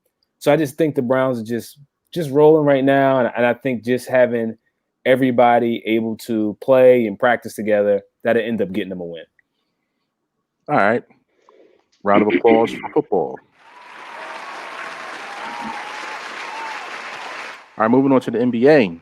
We had some yapping going on between Kyrie made a statement like while the bubble was still happening. LeBron responded on the podcast this week, pretty much saying how he was he felt kind of like disappointed in what Kyrie said in regards to Kyrie feeling that now he finally has somebody that can make a clutch shot. And Kyrie is just he's a different dude, man. He thinks the earth is flat. He's not going to be talking to the media at all. I think I know why, but I'll wait. He's not going to be talking to the media, even though the media is on Zoom.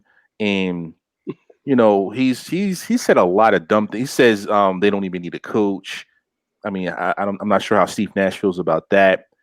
He's just a weird dude, and I think while he's a great player, I think he elevates himself to a level that he's not quite at, and it's going to be an interesting year for the Nets.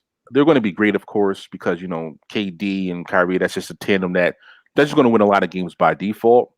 But I think like when it gets tight, and Kyrie, sees that Kevin Durant is clearly the man, how is he going to react to that? But as far as LeBron, I mean, if I was LeBron, I'd be kind of pissed too, because like if you look around, all of his teammates, like him and D Wade are, they're still pretty tight. Him and Anthony Davis have clicked.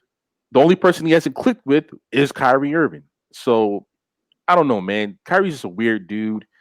I don't know, man. It's just a weird situation, but I feel LeBron while he was upset. So, Briss, I'll go to you since you're a Laker guy. What are your thoughts on Kyrie and LeBron? Please entertain me. The bubble champion Lakers is how you should refer to them. Mhm. The reigning NBA champion Los Angeles Lakers is how you Yes. can also refer to them. If you would choose, one of those two is fine. I mean, Kyrie just be talking. Like, we got to stop listening to the bullshit he be saying. Like, he just be talking. Like, he's just been like at this point, enough is enough. Like, I like Kyrie as a player. Like, I love him as a player, as a matter of fact. But like his like commentary, like his non-basketball commentary about like the Earth being flat and about like all these opinions he has about shit. Like, dog, like no one cares. Like, first, no one cares. And second, the idea that you've never had someone who can make a clutch shot like on your team is just laughable. Like does he think that we forgot that he played with LeBron? Is that what he thinks? He must think that, right? He thinks he's better than LeBron. That must be the mindset. I have no idea why why he says that. Yeah, I mean, I don't know. Like, he says he doesn't need a coach right after they sign a coach. Like the coach isn't gonna have to hear that and still coach him. Like, he says he's not gonna do media, even though like he's gonna be the second biggest draw on his own team. Like, it's just, I mean, it honestly, like, I want to ask a question about Kyrie that I've been meaning to ask for a long time, right? Without LeBron, No. no. Hold on. Without LeBron, tell me why Kyrie Irving isn't Kemba Walker. Ooh. I mean, he's a better finisher. He's a better shooter. Are you sure he's a better finisher? Yeah, he can finish around the basket. Probably, he's I- probably one of the top 5 finishers around the basket. I think he's a better long distance shooter, but he's injury prone. So that you got to kind of take that with it as But well. if you put Kemba Walker in the situations that Kyrie Irving's been in over his career, He gets championships. No, I don't think they win a championship. I don't think he wins it. So this is what I'll say. Very, very close. I think that.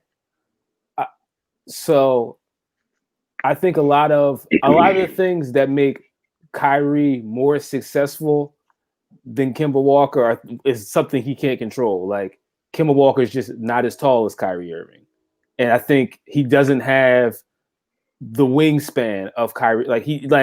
It's just things he can't control. But I think that those are things that have propelled Kyrie Irving. So that's the reason that Kyrie Irving's a better finisher than Kemba Walker is not because of skill set. It's simply because I have longer arms than you. Like, there's not like you know what I mean? Like, it's like further away. Exactly. Like, I would say the same thing of like, yeah, Kemba Walker probably isn't, he's a good defender, but he's not Rajon Rondo. Not because he doesn't play hard. Not because he doesn't play hard on defense. It's just that Rajon Rondo has a 7-foot wingspan. And like alien arms. Yeah. Exactly. So it's one of those things of like, I don't necessarily think it's about the skill. Like, the skill is definitely there. I just think that Kyrie's a little bit taller. Little, you know what I mean? A little, just a little bit of better of a matchup against certain players. Like, if you have Kyrie on Steph Curry, they're like eye to eye. If you have Kemba on Steph Curry, like, Steph Curry can just shoot over top of him, and that like changes everything. So that's the only thing. That's the only difference that I really, really think it is. All right, Tanya. Yeah, I mean, I don't know. No, I was just saying. I just feel like Kyrie, he talks a lot, and he also like kicks LeBron's back in a lot. Like like LeBron isn't like the reason why he has, or not the reason, but like he wouldn't have the career he has in terms of like how people view him, because he wouldn't be champion. He wouldn't have had all these extra opportunities if he was just dead in Cleveland with no other players around his whole career. So like, what value is it always taking pot shots at LeBron when like he saved you from a situation that was going to leave you with Kemba Walker's career? That's all I'm saying. Like, it just doesn't make sense. Like, how he always finds a way to like take shots at LeBron. And now that LeBron brought a championship to the Lakers, like there's no LeBron slander around me ever again. Yeah. So now, if you I don't say that, if now that's a totally different topic. If you just say, hey, if Kyrie was in basketball Siberia in Cleveland and LeBron never came back, him and Kimba absolutely have the same. It's the same career. It's like Kimba and Charlotte. Yeah, it's the same. It's the same exact career. Yeah. You'll just be guys in basketball Siberia just playing. So I looked up their stats in measurables. So Kyrie is listed as, Kimba is listed as 6 foot even. He's a 20-point per game scorer, 4 rebounds, 5 assists.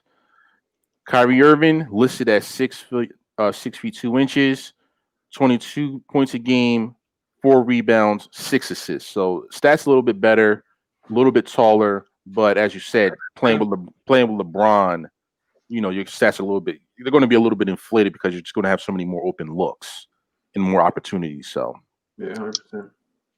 All right. Moving on. We have big game James Harden. He clearly does not want to play for the Houston Rockets this season or ever again, maybe. And he's been out clubbing at strip clubs and just partying hard. He finally did return to Houston, but they're going to make him take 6 COVID tests before he can even get onto the practice floor. 6? Yeah, you got to take him 6 days in a row because he's been out. He's been. I thought you were talking about they got to take a bet like back to back. Oh no! I thought the same thing too. Like I was like, damn, he got to take 6 in a row. Like he's got to get 6 straight negative COVID tests before he can start practicing. So that's one thing. But the biggest question is, do you guys think he suits up for Houston this year? Do you think he gets traded at the deadline? Ultimately, what do you think happens? I'll start with you, or Rashid. I'll start with you. All right, I really don't give a shit about James Harden because, like Shiz Baylor said, he plays weasel ball, he's the king of weasel basketball. Absolutely, basketball. But I want to say, remember in the group chat the video I sent of he was talking on the phone and his bodyguard was right there. Yeah, dude was like, hey, Hart, I'm trying to see if you try to stay in Houston. And the dude was like, nah, man, get out of here. We ain't about to know. She's like, oh, well, wait, who the fuck is you, the police? Yeah. Hart and his bodyguard up. Oh, that was the funniest thing ever. I hope he actually beat them both up because I don't like Harden. But I think, Harden doesn't want to be there. But I was watching First Take with Nick Wright this morning, and he brought up a lot of good points. And it brings up another point, too, something that I heard during their election. Harden says he doesn't like the culture there. But when you think about it, James Harden is the culture. Like, everything the Rockets have done has been for him. Like, they surrounded him with people. Like, if he didn't want to play with you, they got you out of there. If he wanted to play with you, they brought you in. So he's basically saying he doesn't want to play with himself. But the underlying story that kind of came out during the election is James Harden doesn't like management because of their support for Trump. He said they were so pro-Trump that he didn't want to play for them anymore. And I think that's like that's a big thing. If that is the case, I hope that he actually comes out and says that, because I don't see anything wrong with that. I feel like, hey, I'm going to play for, I'm the employee in the situation, but if I don't have the same views as you, then I'm going to walk. Like, I think there's no issue in that, especially in the type of rhetoric that the former president liked to spew and, kind of be around. So if a person is like, hey, man, I don't want to play with you, I don't want to be associated with you because of your support for somebody else, I think he's fully within his rights to say, I don't want to play here and demand a trade. I don't think it's like him saying, I'll never win here, get me out of here. I think it's totally different when it's, hey, I don't like you because you supported somebody that I see as a racist. I'm out. I think it's two totally different things. All right, interesting. Snow, your thoughts? I think it's the complete opposite of what Tahim was saying. And I think he's saying, get me out of here. We stink. And then anything else that comes with it that could possibly get me out of here, I'm gonna hitch my claws into that, and I'm gonna ride. Hey, I'm gonna pack that up.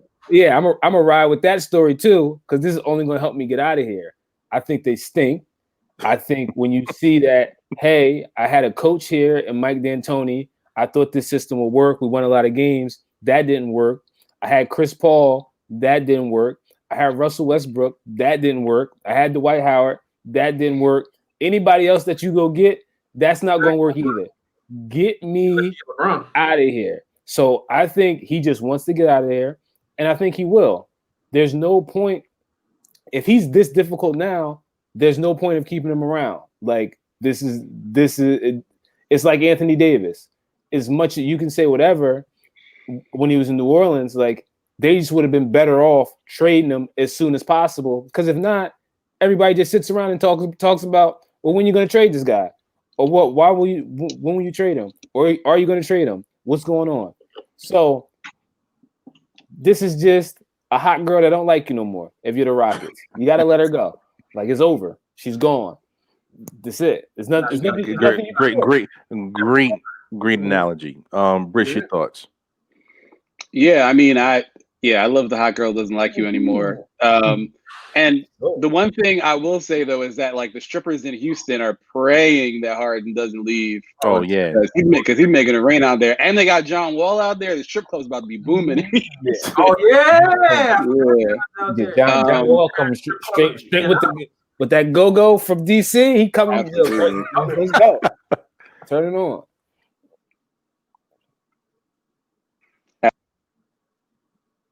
Kind of fading out. There you go. Can you hear me? Yeah. Yeah. All right. Yeah. So I don't know, man. Like, he obviously doesn't want to be there. I'm not going to say anything that y'all didn't already say. The one thing I will say though is that, like, the owner is the guy who's the Trump supporter, Tillman Fertitta. And another thing about him that's funny is his businesses are, like, he owns like a bunch of restaurants, I think.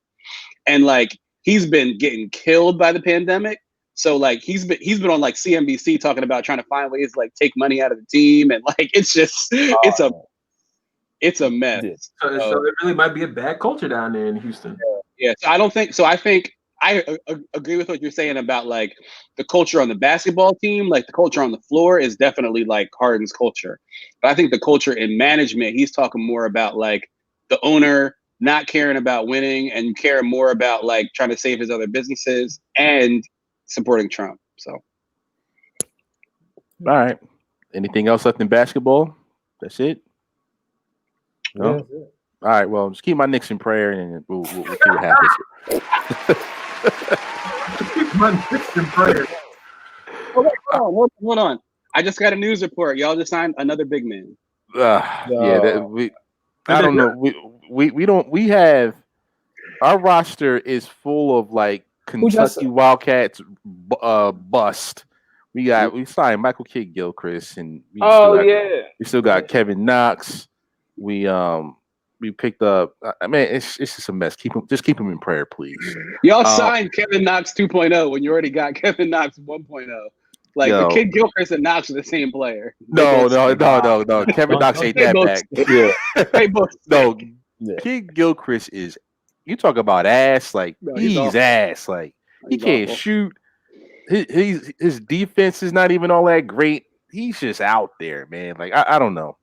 But yeah, keep him in prayer. We'll see what Tom Thibodeau. I know one thing. Tom Thibodeau gonna try to run them into the ground because they're gonna be so ass. Like, everybody just run. Like, absolutely. So we'll be well conditioned, but we just ain't gonna be able to make no baskets. Yeah, y'all gonna outrun everybody. Yeah, we're gonna outrun everybody to the basket and miss. So yeah, y'all trash. All right, moving on. So, you know, COVID is still running rampant, but the vaccine is almost here. Yep. Taheem, you know, he's already had the vaccine. Apparently, he said he had the vaccine back in July, but you got that. Whatever. You got that bad batch.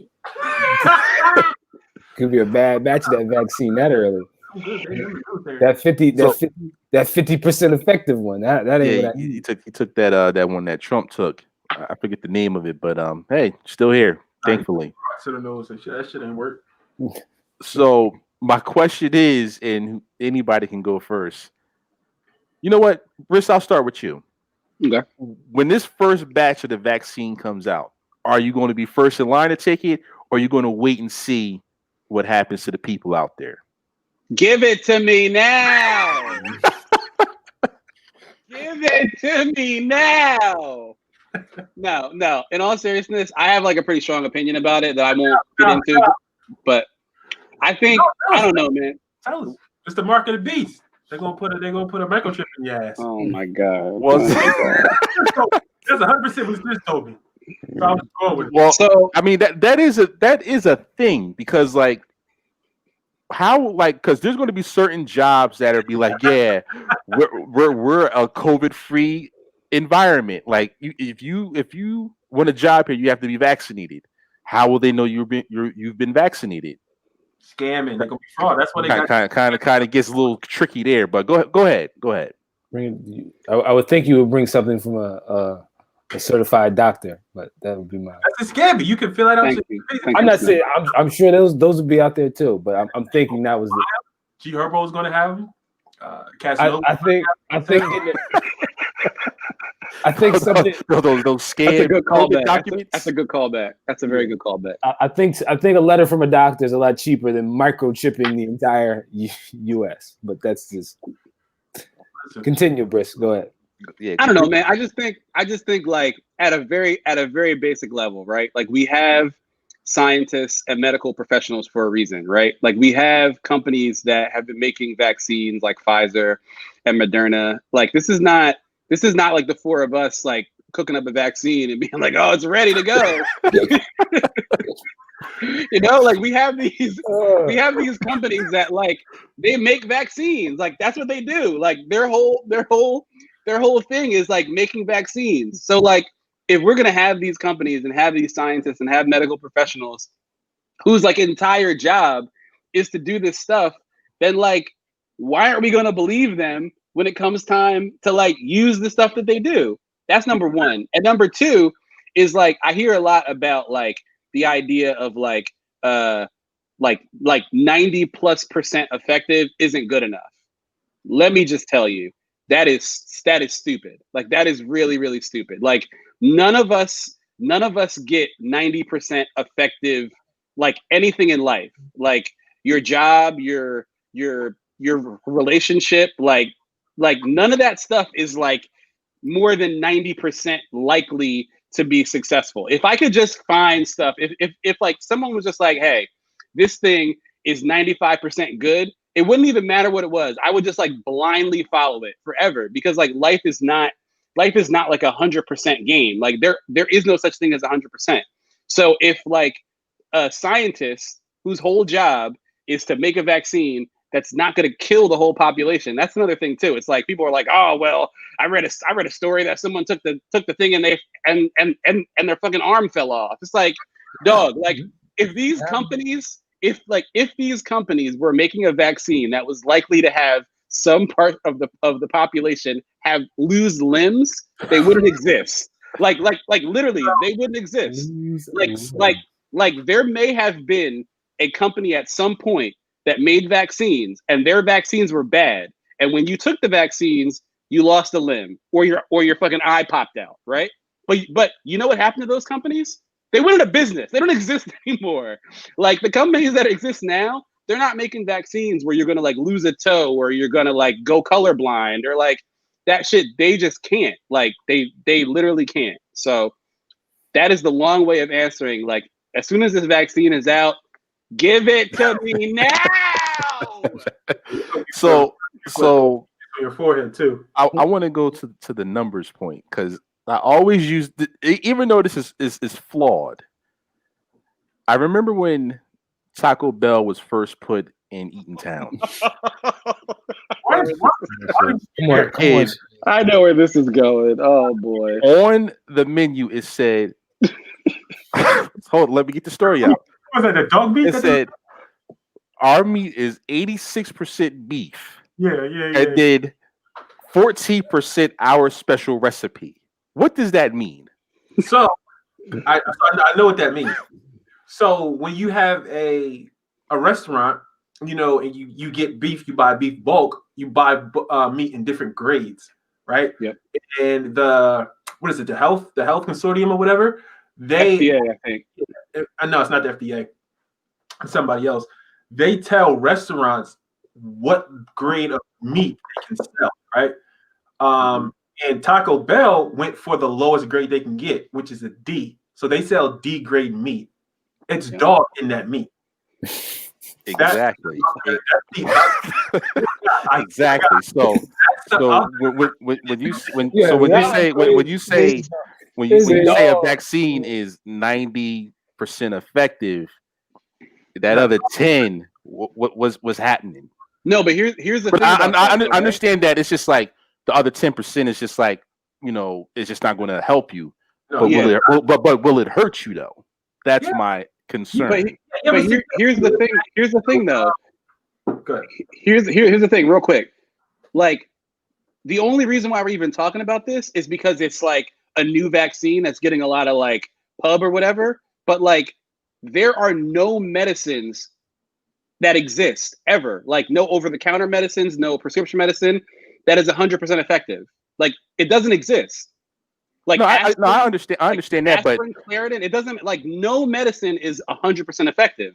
So like, imagine this, right? Imagine there's a world where like every time you went into a pharmacy, you picked up like a box of Claritin, and on the box it had like a big it had like a sticker, and on that sticker it said like Claritin is 96% effective, right? And like every single medicine had that on there. Would like people just stop taking medicine? Like would like people stop taking Advil? no, like 96 is good. It's just the 90. Like we got 10. 10 looks a lot worse than 6. That's just my opinion. But I get what you're saying. Like I said, going back to the Taco Bell, like when you got 14%, when you got 14% of unknown, like you gotta get a little hesitant. That's my point. It could be squirrel meat. Could be whatever. Could be bones. Like who the hell knows? Like it's just could be something's in bone marrow. Tahim is he's so convinced it's like Fido. He's so convinced it's Fido in there. Dog meat, man. It's about dog. Dog meat. Oh man. And then eventually this goes back. Eventually they got it to 100% beef. And that's what I'm saying. The first vaccine, 90%. And then the second, third, fourth, and so on, it might be, raised to like 96, 97, 98. Like you said, when it comes to medicine, it won't get to 100. But I'm just saying that when the Taco Bell, you got 86% beef, and then you finally upgrade to 100% beef. Now I'm ready to eat. That's what I'm saying. But let's not compare Taco Bell's meat to Moderna vaccine. Like, what are we talking about? Yo, this is real math right here. Chris, you're a math guy. You're a numbers guy. You always say the chat. It's math. I'm using math right here. Yeah, math is like the only thing you can trust in life. It's the only thing you can trust in life. Wow, though. I need to know what that extra 10 is about. That's my concern. But all jokes aside, I'm not taking the first batch. They're probably whenever it comes up. I'll take the they need to work out the kinks, just like with anything. Like a new Xbox is out, new PS5 is out. What are these comparisons? Something's gonna burn up. So the vaccine is not a new iPhone. Like, what are we? Man, you just never know. You got to see it in heavy action. That's all I'm saying. Man, this is my take on it. The vaccine is 100% going to fuck people up. Sure. For the simple reason that it's not been in trial long enough. Like, they literally cooked this shit in a crack pot yesterday, and they're going to. Oh, see, this is the reason. See, hold on. I need my mask, man. This is a terrible take. This is a horrible take. Oh my god, this is terrible. So he can talk about like Claritin and Advil and stuff like that. Those things were in trial for years before the FDA cleared it. They had to have big enough scales of testing to make sure that it affected, like, because you got to have test subjects of certain age range, certain demographics and nationalities, because people are different. Like you gotta test overweight people, you gotta test skinny people, you gotta test black people, you gotta test white people, you gotta test Latinos, you gotta test people with one eye and 3 legs. You gotta test these people to get the overall outcome, and they're not doing that. They're cooking the shit in a crack pot. See, I just took the shit off, man. Come on, man. And then they're gonna put it in your ass, and they're gonna say you're good, and they're gonna make you take it because what they're gonna do is they're gonna say if you don't take this, you can't come back to work, and we're not teleworking. They're gonna say you have to take this, or we're gonna cut your public assistance. They're gonna make people take this, and they're not gonna make people take it. They're not gonna make people take it. Brisk, I pray for you, brother. They're not gonna make people take it. You're gonna be the first person in line. And you're gonna be the first person to grow 15 fucking hairs on your forehead. Listen, man. You're gonna need to do math. Because that's the whole All right, Snow, go ahead, man. So, man, listen, man. This for me, I live my life a certain type of way. So, I don't rush to. Y'all know me. I don't rush to movies. I don't listen to albums when they first come out. Like I'm not in a rush to try out anything like that. Also, I don't take the flu shot. Yeah, I don't take that either. So I don't take the flu shot. I don't really see a need for me to be jumping in bed with another vaccine when I don't take the flu shot. So let me be. I'm good. Do what you gotta do. Help out the weak. Because listen, if I could survive nights in Atlantic City gargling moonshine, I'm good. I'm good out here. I'm gonna be all right. You ain't gotta worry about me, baby. I'm gonna be okay. So I'm definitely not in line to just be taking a vaccine because, like I said, I don't take the flu shot, and the flu shot is they probably got that thing damn near perfected. But at the same time, there's people out there that are like, yeah, I get the flu shot and I ain't gonna get this vaccine. That don't make sense to me. Like that makes no sense. Exactly. Like you don't know what's in that flu shot the same way you don't know what's in this this COVID vaccine. You might as well go ahead and take that. If your doctor, you know what I mean? If your doctor is saying take it, go ahead and take it. Yeah. But like you said, I don't think it's anything like. I almost feel like it's a barbershop when they said the one barbershop had fish in the floor, and it's like, yo, that's a story somebody else heard. Like, you know what I mean? Like, it's like a story that goes like down the list of like, yeah, somebody took that COVID shot, and they didn't tell the doctor like all the symptoms they had, and then they had to like you said, get a finger cut off or something like that because it reacted wrong with a different drug that they asked them about, and they just said, nah, I'm good. Like I'm good on that. Like you brought up a good point. That's another thing too. Like they haven't tested the vaccine in its reaction to other drugs that are in other people's system. That's what they have. They've done all this. What are you talking about? They've done all this. They didn't have enough time. Yeah, the thing that you have is the main problem that you have is that a lot of these people out here try to go on WebMD and prescribe themselves a stuff and be like, yo, I don't have this condition. Like somebody can be like somebody can really be like, hey, yo, you have like an iron deficiency. Like, yo, you need more iron in your diet.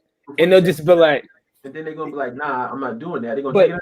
Yeah, but they just be like, nah, I'm good. I'm good on that. Like I ain't got that. Like, yo, you don't know if you don't have that. Like, don't tell a medical professional, like, no. Yeah, exactly. So it's like you gotta take a panel to see exactly what's going on in your body before you even take this vaccination. Yeah, you probably should be going to the doctor regularly. But hold on, Taim, you're talking about some vaccine that's getting shot up your ass. What vaccine are you talking about? Yeah, I think we're talking about two different vaccines. Yeah, I didn't hear that. You're talking about some other shit. If you think this vaccine is going to be something as simple as taking a pill or a shot in the arm, bro, you are dead fucking wrong. No, it's 2 shots. They already said it. It's 2 shots. Yeah, it's 2 shots. That's for the coronavirus vaccine you get at Walmart. The real one at the hospital. The real one? You fucking ass. It's gonna be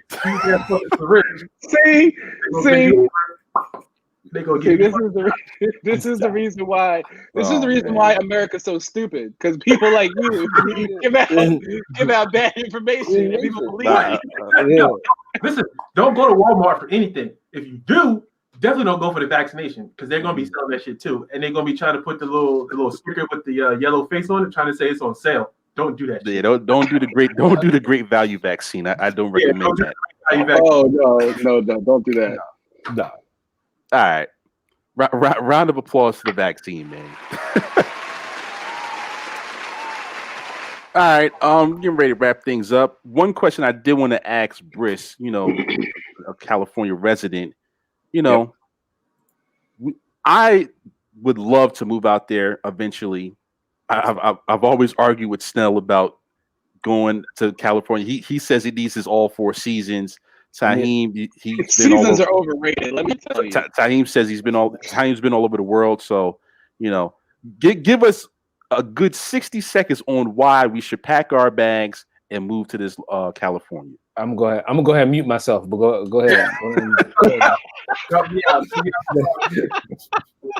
Blasphemy. This is like the fucking vaccination shot. This is a bunch of bullshit. Give us 60 seconds on why we should move out there, man. I'll be out there one day.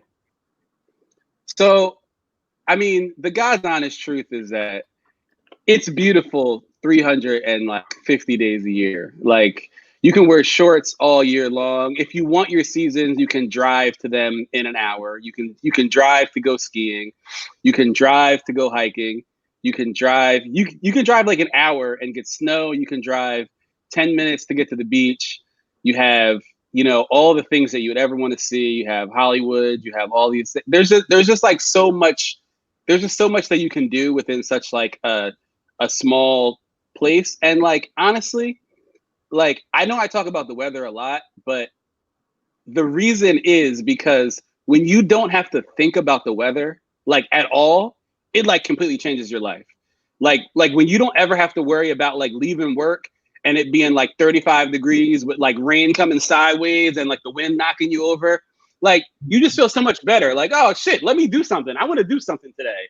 But like when you got to worry about waking up and peeking through the blinds and seeing like fucking black ice and seeing like and knowing you got to get up an hour early to like scrape your car and start your car and all that bullshit, like, it just totally opens up like all these things that you never thought about. And I'm out here, so you don't have to worry about like moving here and not knowing anybody. Like, we got connections and shit, and it's just, I don't know, it's just a great place to live, man. Yeah, round of applause to California, man. Round of applause. I'm not sold. I'm not sold on that. Every time I turn on the news, something in California is fucking. Yeah. Oh my God, man! Somebody With the burning.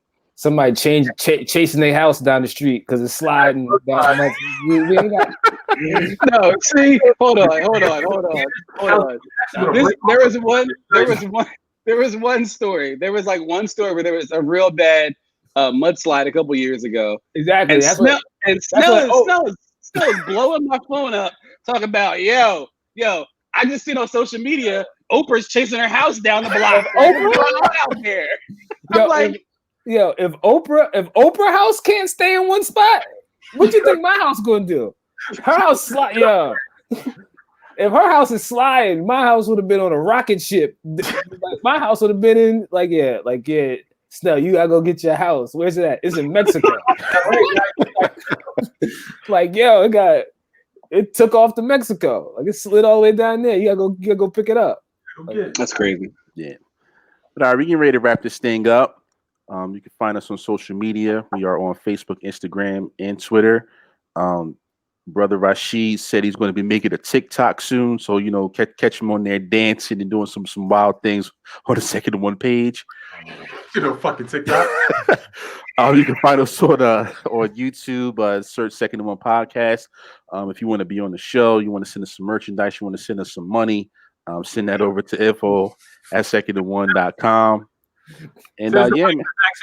Yeah, send us some money, man. Send us some merch. Whatever. Do not send us no vaccine. Yeah, if you got a vaccine connect, email that to us, man. If you got to connect for the vaccine, email that to us. So we can get that quick. Recipe so you can cook that shit in the kitchen. Then we can feed the streets, man. Feed the streets. It's probably nothing but hot dog water and oodles and noodles. See, what is this guy talking about? I'm talking about the vaccine that you want to take. That's what I'm talking about. But any closing remarks? Brisk, thanks for hopping on with us. A lot of fun as usual. Round of applause to Brisk, man. Round of applause. Thanks for hopping on. Thanks for having me. Any closing remarks, Snell? Man, stay warm. Stay warm out here, man. It's real out here. We don't get. Winter's here now, man. It's terrible. See, this is the thing about the East Coast. Yeah, It's good day. Exactly. It ain't no every day ain't sunny. We got adversity out here. You got when you wait, you got to wake up extra early. Yeah, That's how builds character. Character. Fuck that. I built character for 30 years. It pays to be a winner, man. Builds character. Don't let this cold weather stop you guys from going outside and run. That's the only way. Wait a second now. Wait. We gotta do it right. Man, you gotta hit these mean streets. Don't cardio outside the gym. That's not real cardio.